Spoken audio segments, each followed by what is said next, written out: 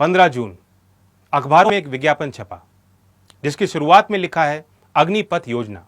इस योजना की विशेषताएं क्या हैं उसके बगल में लिखी हैं और अंत में लिखा है मौका जिंदगी जिंदा दिली से जीने का, आओ हम बने भारत के अग्निवीर।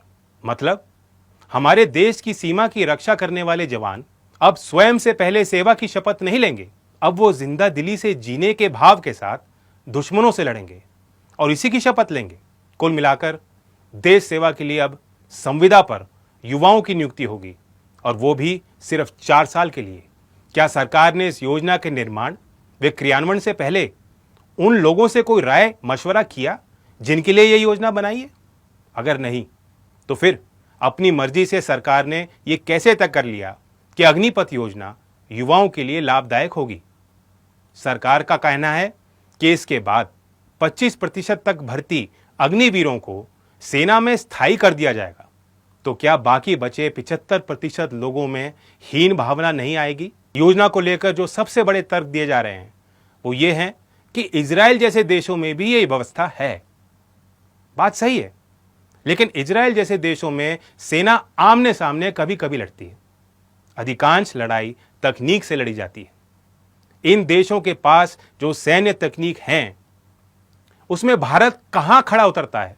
सबसे अहम बात यह है, इन देशों में किसान हो, नेता हो, अभिनेता हो, दुकानदार हो, बड़े व्यापारी हो या फिर उद्योगपति हो, हर किसी को सेना में योगदान देना अनिवार्य है। जिन देशों में इन्फेंट्री में स्थायी भर्ती कम है उनमें कमीशन बेसिस पर रिजर्व फोर्स से अनिवार्य रूप से आबादी को जोड़ा जाता है। लेकिन अग्निवीर योजना में ऐसी कोई बात नहीं है। मतलब साफ है, जैसे पहले गांव के किसान, मजदूर एवं मध्यम वर्ग के परिवारों के बच्चे ही सबसे ज्यादा सेना में शामिल होते थे, वो अब भी होंगे, क्योंकि वे वर्ग देश प्रेम की प्रबल भावना से ओतप्रोत है और उनके ऊपर परिवार के भरण पोषण की बड़ी जिम्मेदारी है। युवा दिन रात परिश्रम कर देश सेवा का जज्बा लेकर सेना में भर्ती होते हैं। क्या 4 वर्षों में सरकार इन्हें इतना धन दे देगी कि अपने साथ अपने परिवार का पेट भर सकें, उनकी जरूरतों को पूरा कर सकें? बिना किसी प्लानिंग और वार्ता के जबरदस्ती थोपी गई अग्निपथ योजना से न सिर्फ युवाओं का बल्कि ये देश का भविष्य भी गर्त में जाएगा। क्या सरकार ने कभी ये सोचा उन लाखों परिवारों का क्या होगा जिनके बच्चों के पास सरकारी नौकरी का एकमात्र आसरा आर्मी, एयरफोर्स और नेवी है? उन लड़कों का क्या होगा जो सुबह शाम जी तोड़ मेहनत करते हैं ताकि फौज में भर्ती होकर देश सेवा कर सकें? उन परिवारों का क्या होगा जिनके फौजी बच्चों पर उनकी जीविका टिकी हुई है? किसानों के ऊपर तो ये पहले ही कुठाराघात कर चुके हैं। एक सेना ही बची हुई थी जिसके सहारे हमारे देश की सीमाएं सुरक्षित थीं, उसमें भी सेंधमारी शुरू हो गई।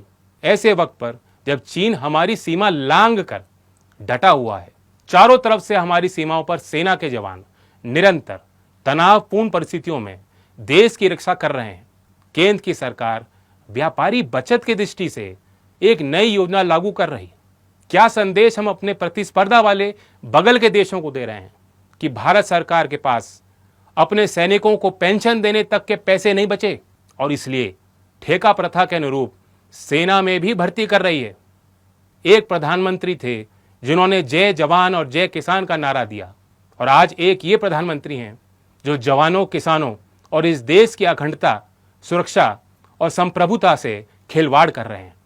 युवाओं में आक्रोश है, होना भी चाहिए, लेकिन साथ ही इस बात का भी हम ध्यान रखें कि आपका प्रदर्शन उग्र ना हो। आप जो कर रहे हैं उसे किसी को परेशानी ना हो। विश्वास करें, मैं आपके साथ हूं।